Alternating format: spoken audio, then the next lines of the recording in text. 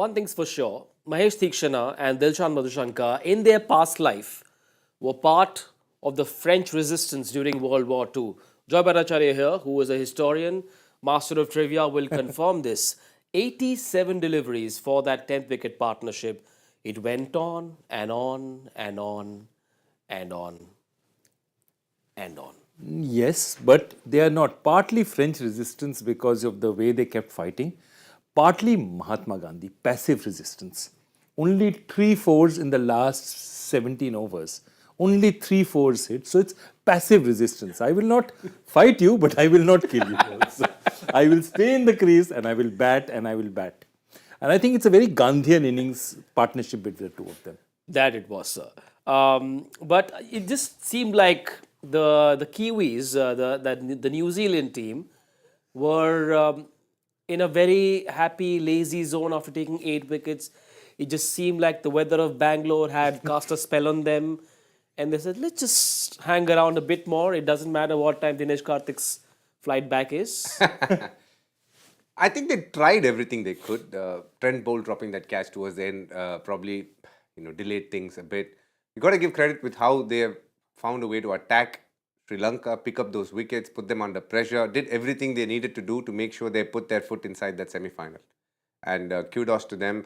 Trent Boult up top, backed up with Saudi. Santner came and did his part. Lockie Ferguson did what he's supposed to do with that pace.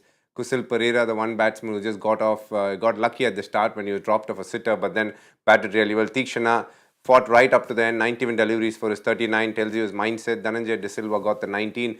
But overall, it was a innings that belonged to New Zealand. They are any day going to take the score that Sri Lanka have got, and all they'll be trying to do is make sure they get their run rate even higher if that's possible.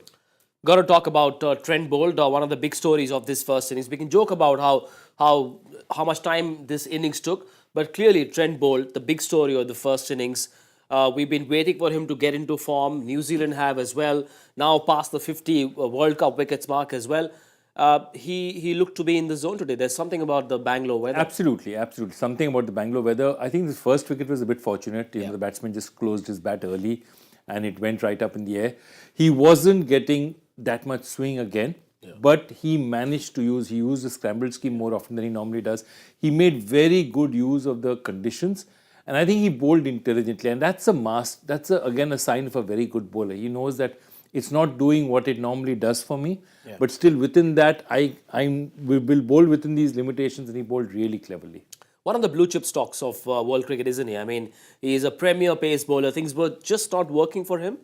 But these players of such caliber don't take too long to get back to their regular ways. New Zealand bank on him a lot. You got to understand, he's one of the few cricketers who denied the contract. So here he is playing as a person who's picked just for the World Cup, and you can see how much they value him. And he is one of their go-to cricketers. One that Brendan McCullum is trusted. Now it's taken over by Kane Williamson, who's trusted him for some time now. He picks you early wickets, bowls well through the middle. He's an aggressive fast bowler, a good team man to have. And today, just like what Joyda said, not found as much swing, but again, found a way to pick wickets, which is the important skill. And that skill always comes through in these kind of big games. And it's good to see a Trent Boult do well. The kind of energy he has at the crease, the energy he exudes as a player. And he is one who New Zealand have always backed on, and he's constantly delivered over a period of time. Some fans might want to know, he was bowling with the scramble seam. Was it because he was struggling to bowl with that upright seam, or was it deliberate in order to control the seam? It is deliberate. There is no doubt about it. So he obviously has the ball that comes into the right-hander, and then he bowls the scramble seam, which just holds its line, and that's the ball he got Kusal Mendes out as well. And those are good balls, and the one that Samar Vikrama just got out at slip. So it is clever bowling, good thinking. You have to say Saudi, the first wicket, that was an absolute jaffa to Pathum Nissanka. Full ball, outswing, just wide of the crease. Beautiful to watch. But it was Trent Boult who picked up 3 wickets, as he always does with the new ball. As you said, that beautiful delivery from Saudi started the end of Sri Lanka's innings, in a sense. First wicket, lovely upright seam. It was almost like it was computer programmed. No, not only that. Just you think about it. You've got a batsman, okay, the left-handed to nick off, which Latham is dropped on the other side. They change ends. The very next ball, you get to the perfect outswinger to the right-hander, get him to nick off on the other side. I mean, just think about it. That's why when the ball swings, Saudi is such a wonderful bowler to watch. It's just such a pleasure to see it because, I mean, those are what you call classical deliveries, the kind of wicket you see and you look at it and say, this is why, even Test cricket was so big. Yep. You'd love to see that ball swing away and that little edge goes. And I think that's what Saudi gives them. I mean, the problem they have with Saudi is that neither Saudi nor Lockie Ferguson are great bowlers at the death. So their problem is when they bowl them up front, playing the two of them, their problem only becomes, that's why Saudi, Matt Henry is preferred because while they may be equal up front, but Matt Henry is probably a slightly better bowler at the death. But Saudi's got his opportunity and he's tried his best and he's bowled decently today for them. Yeah, Lockie Ferguson was brought in for Ish Sori and he has picked up a couple of wickets as well, as you will see on this bowling card. Everyone except Glenn Phillips, who bowled only 1 over, everyone else, their first choice bowlers among the wickets as well. Lockie Ferguson got the dangerous fish, Kusal Pereira, who was having a bit of a party. He was living dangerously and living entertainingly as well. He was someone who, just like what Glenn Maxwell did yesterday, in the sense that got out LBW, reviewed it and got turned over. Yeah. After that, he was unstoppable like that. I think after that catch went down, he decided that, you know what, it's my time to just go after their bowling, played some lovely shots, and that's what he's been picked for. And what was impressive about his innings, he showed his array of shots on both offside and leg side, and he played some really commanding shots before he got out to a quick Lockie Ferguson. Lockie, as usual, coming back and doing what he's known to do, which is beat people with pace, and Kusal Pereira's hands not quick enough and just getting under the ball and skying one up to Mitchell Santner. So good bowling there by Lockie Ferguson. They'd be happy with what they see. Big game coming up for them if they end up winning this game against India, and they'll know that's the big game. So it's going to be quite the match, and we're just halfway here. We just need to see how well New Zealand bat and how quickly they're able to do it. The quicker they're able to do it, the more pressure on Pakistan to try and do even more, something that can be special. But looks like at this point of time, New Zealand have the upper hand of this match. Just 172 to chase on a ground where runs come thick and fast. Pakistan's collective blood pressure would have been very up and down today. Yeah, absolutely. And I mean, it was mostly down. And after that, basically once the patient, but the Sri Lankan innings was on the table, operating table, then it still survived for a long time after that.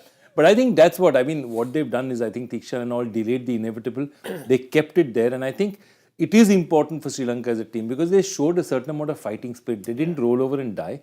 In the 23rd over, when you've lost 8 wickets. Yep. 24th over, you still bat up to the 47th over, is a great sign for them. It's a good sign for them that they're willing to fight it out. And they did their best to at least make sure that their bowlers have a glimmer of a hope in the game. Yep. I mean, it's not that it's still definitely New Zealand's game. But at least they've given them something and saying that, okay, Madhushanka picks up 2-3 wickets up front, anything can happen. They've at least delayed that inevitable and given their team a little bit of a glimmer of chance. There was some hope for Sri Lanka when Matthews and Dhananjay De Silva were batting. And then Mitch Santner, once again, it was almost like he was mesmerizing the batters. Just the way he got the wicket of Angelo Matthews. Up, down and out. Beautiful bowling.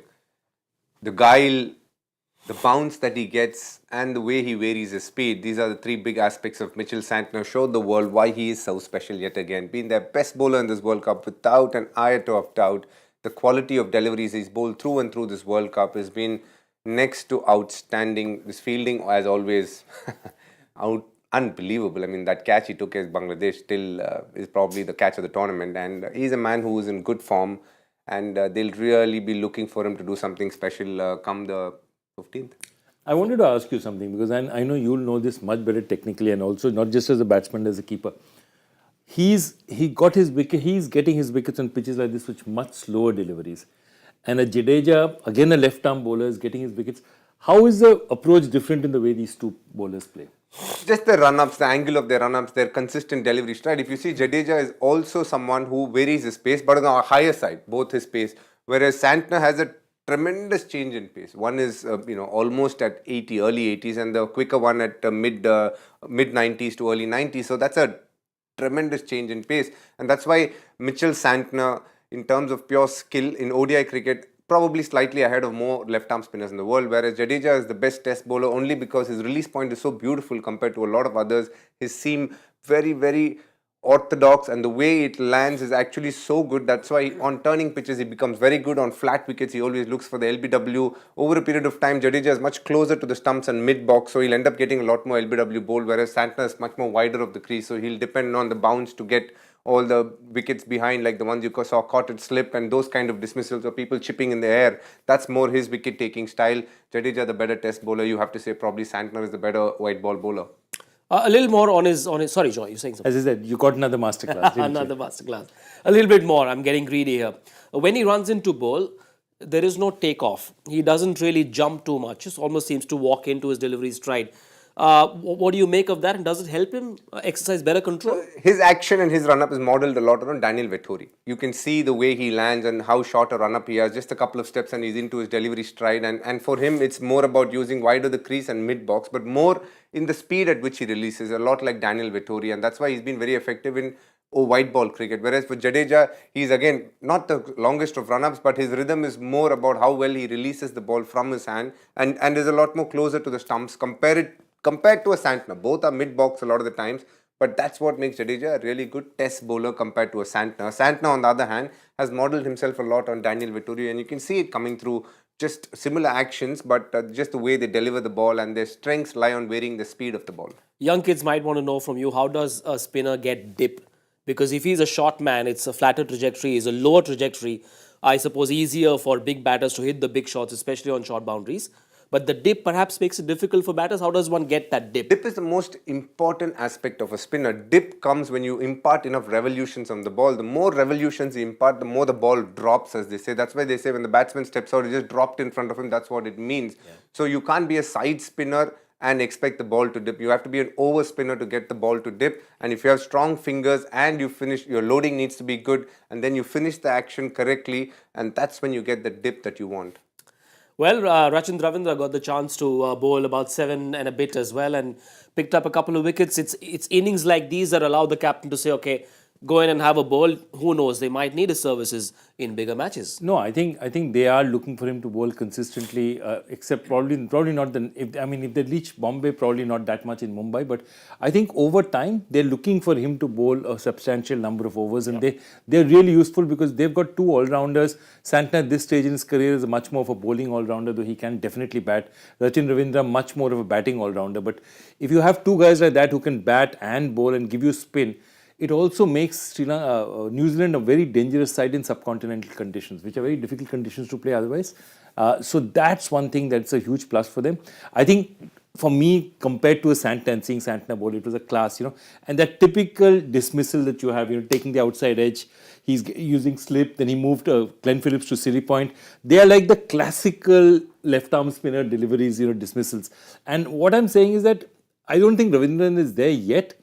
But I think what he will also gain for his bowling together with Santner, playing with him, he'll get a lot more experience of how to do it. I think he's far more of a product which is your work in progress. And also, now they spoke about dip, right? So for dip, just the angle should be like this with your leg, your front leg going across the back leg, and then when you finish the ball, when you finish your action, the pivot, as they call it, using the hip position, that hip drive is what gets the ball to dip, because when you finish your action and get your back leg going across, and that is what makes the ball drop as you bowl. And that's the beauty of good left-arm spinners, their ability to dip. And Bishan Singh Bedi was, brilliant at that too. And over a period of time, many bowlers have been. But that angle of your foot landing and how you use your hip drive, those are two very technical but important things. I promise you, for the next episode of Hey CB, which is one of my favorite new properties on Cricbuzz, you are going to get 1 million coaching questions only.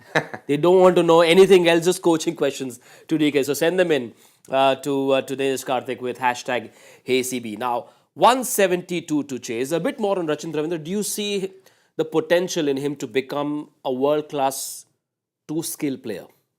100%. He can become a two-skill player. Right now, his batting is his main forte.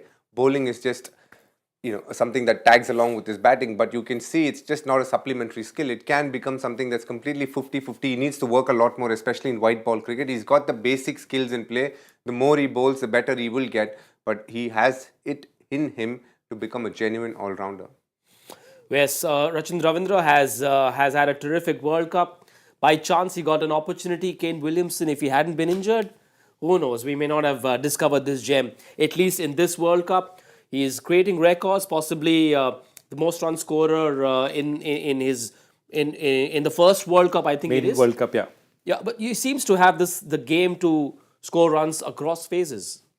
He definitely does. I think he's got that ability to. You look at that again, like it tells you a story out here that his average. I mean, really, he scored runs. It is important at the rate he scored, but he's showing you something which is very different from what most people show you.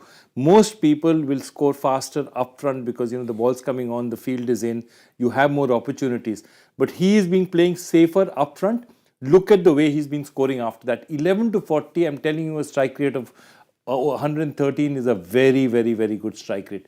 That tells you a story. That means his ability to rotate spin, his ability to, when the field is there, the field is fully there.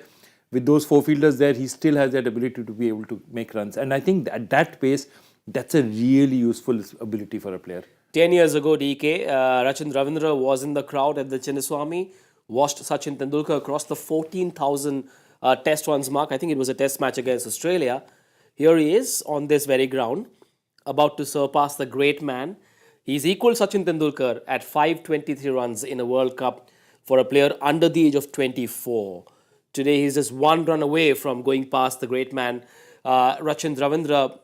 This is not a flash in the pan performance at all by any stretch. If you had just got the 100, you can think it's a flash in the pan. He's got 523 runs, he's got 300s, and he's got a 50 other than that. He is quite the player. He is no flash in the pan kind of guy. He's someone who knows his metal. Very, very good batter, very solid in technique, plays spin beautifully. And as I said, he's someone to look out for in the future. And I believe that he has it in him to become something special. The buzzword is big IPL contract, but for whatever reason, auction dynamics or whatever, even if that doesn't work out for him the way that people expect it to work out, it shouldn't really matter because he's shown great credentials. I mean, 100% not, I think. that can't be the benchmark, Joy.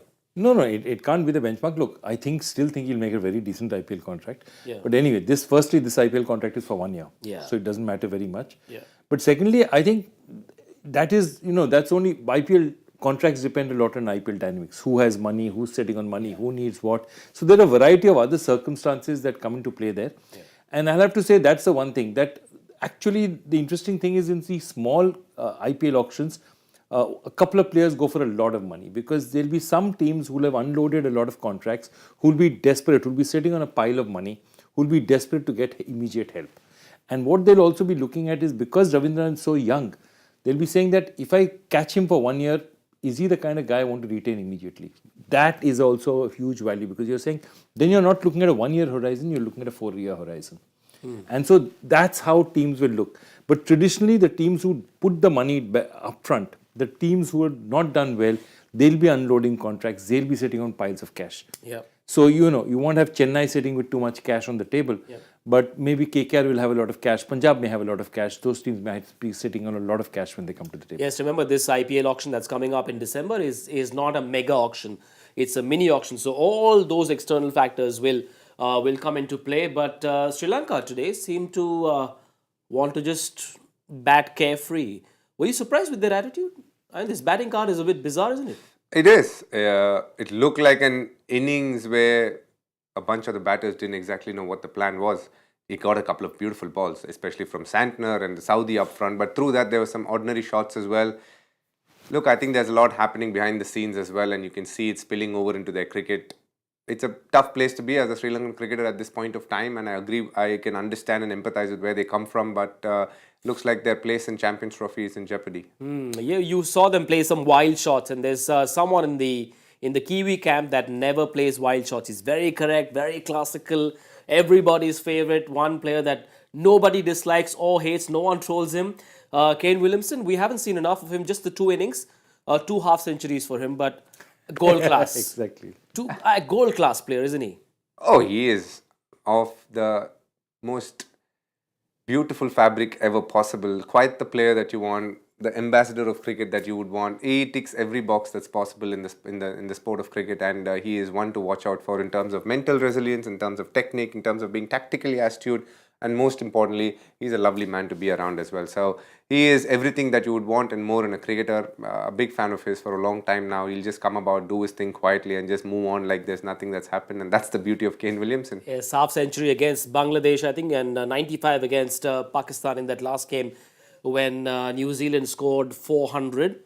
I don't know if you're much of a share market guy, Joy, but he seems to be this blue chip stock, but he works like a fixed deposit. When in trouble, call upon Kane Williamson and he'll deliver. Yeah, look, the only thing, if I was New Zealand cricket, I'd just put him into an eggshell because I mean, the only thing that you worry about with Kane Williamson is injuries. Yeah. He's extremely injury prone. Other than that, he has always delivered for them. He has consistently delivered for them. And his influence and value, as you know, DK alluded to, is much more than just as a player. I mean, he's an amazing person. If you go, I'll give you a good example. Hear the press conference after Pakistan won with Duckworth Lewis in that previous match.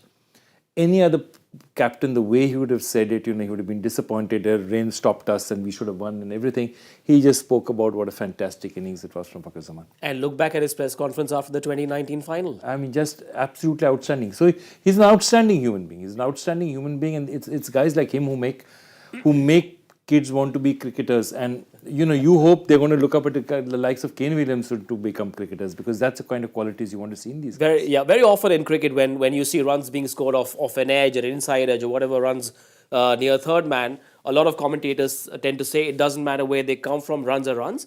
But Kane Williamson makes beautiful runs. He does. You're right. And even if it comes via an edge, you feel like it's Kane Williamson, it's okay.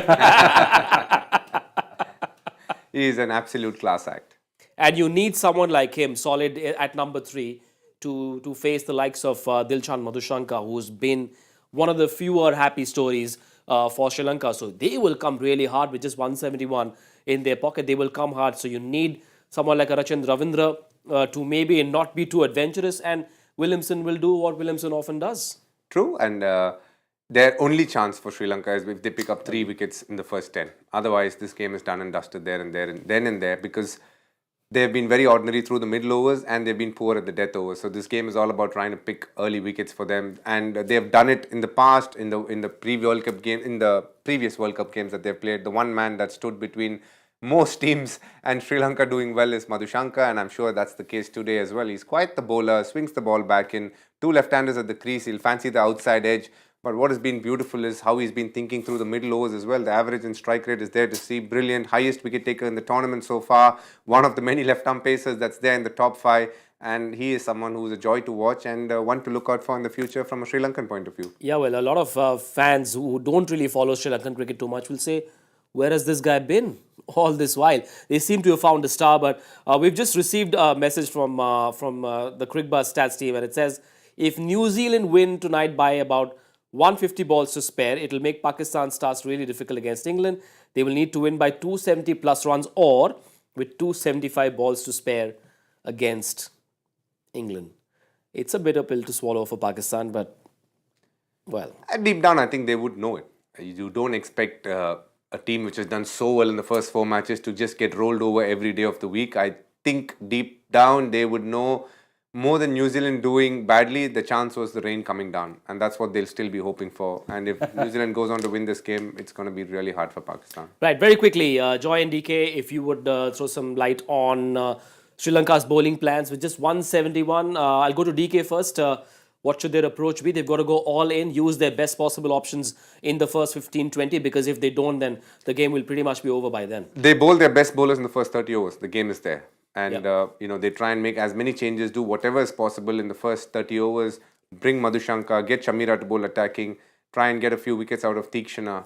And if nothing's working, Angelo Matthews is their go-to man, but it does look really hard at the moment. Bowl and feel like there is no tomorrow. Absolutely, and throw your bin bowlers. I mean, do whatever you can differently. Couple of bowlers, if this one's not getting it from your side, from one side, if you're not getting wickets, throw in Teekshana early. Do whatever they'll keep needing to ring in the changes and hope that they get wickets. She's absolutely right. 3 wickets early up front. Otherwise, they don't have a hope. Remember that Champions Trophy seat is what they want, Sri Lanka. No semi-finals, but if they need to play in the Champions Trophy, it is imperative that they beat New Zealand.